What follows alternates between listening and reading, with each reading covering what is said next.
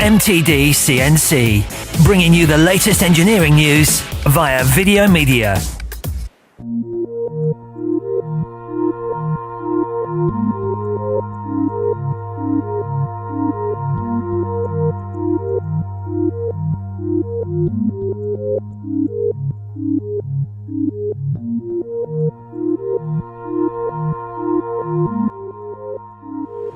Scott, here we have an Eagle V9 high-speed machining centre from OPS Ingersoll. What's the spec of the machine?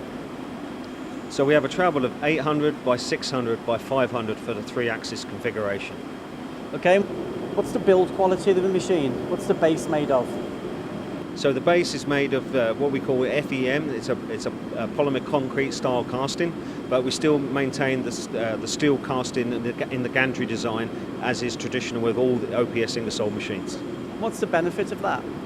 So that gives us real dampening features when we're looking at doing larger roughing machining. As you can see, this is a much larger machine compared to its smaller brother, the V5.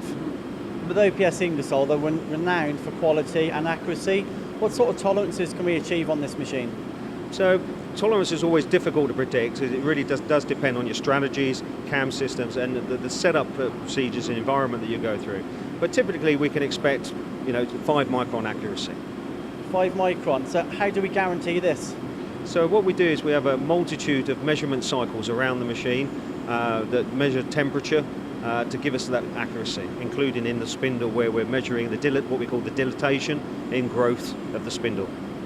Yeah, I get that, but how do we guarantee that part when it comes off is what the machine says? So one of the options on the machine is what we call Delcam Power Inspect. We offer it as a standard on all the machine tools. This gives the operator the chance when he walks in the morning, if he's maybe machined 10 or 20 components overnight, maybe in an automation system, he can also probe or set points around the part to probe and then get a feedback or a report system that highlights to him where there may be an issue, so he can decide whether or not he wants to remachine that component, or if it's an electrode, use it as a roughing electrode. And I notice it's a trunnion machine. What's the largest component we can fit on it?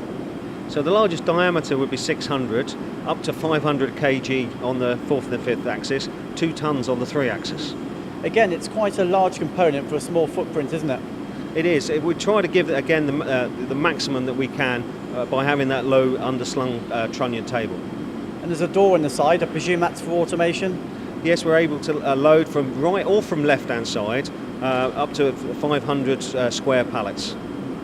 What spindle options have we?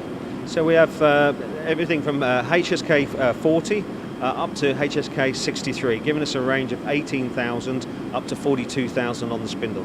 And how large is the ATC? Up to 88 positions in the standard ATC, which is mounted centrally into the machine tool.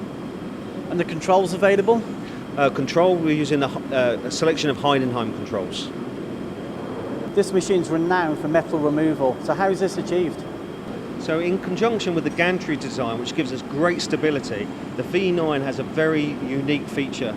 It's very new for us. We have a double gantry drive system in the X-axis. So this means instead of having one point where the axis could actually tip around, by having 2 points we support the axis top and bottom. So what we've got here, we've got a machine tool that's great for metal removal, but I've also seen some of the surface finishes of the components and it's staggering. That's right.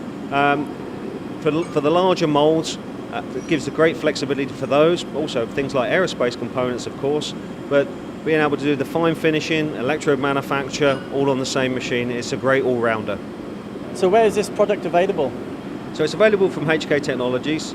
We've been working together with OPS Ingersoll since 2002. We've got great confidence in the product. It really is a great all-round solution, and we only see the business growing and growing.